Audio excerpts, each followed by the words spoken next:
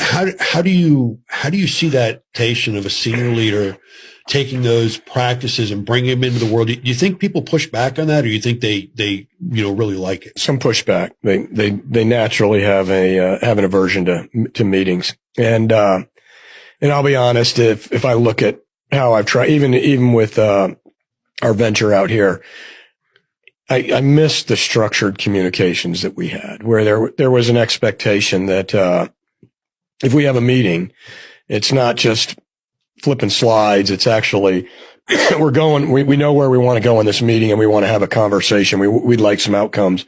And I don't know that I've achieved that in some cases out here, but you also do know that in any organization, that the communication, what is going on at the top levels, I always tell people it has to be two-way, because people at lower levels need to really understand what you're thinking or what I'm thinking. If we're asking them to do something, we don't have time to give them every specific task, but at least if they know where we're trying to go. Vice versa, we need to understand what their problems are. That's why it's two-way. We are not able to ask somebody to do something unless we're willing to resource them. And I find that's missing a little bit out here. And I haven't broken the code on, I know what we need to do. But you bounce into people that go, I don't want meetings. I've sat in meetings, and I've sat in board meetings, and I tell people, board meetings aren't my favorite.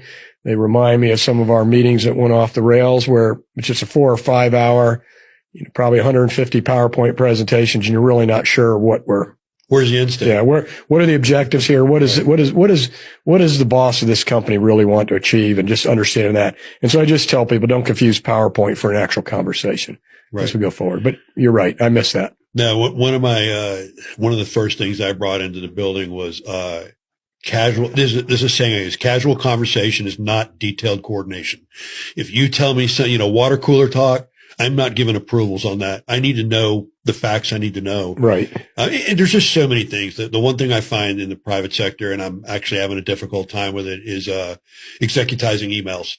I'm running a lot of people, a lot of divisions. I want to be able to open an email up, and everything I need is in the subject line and the bottom line up front, first sentence.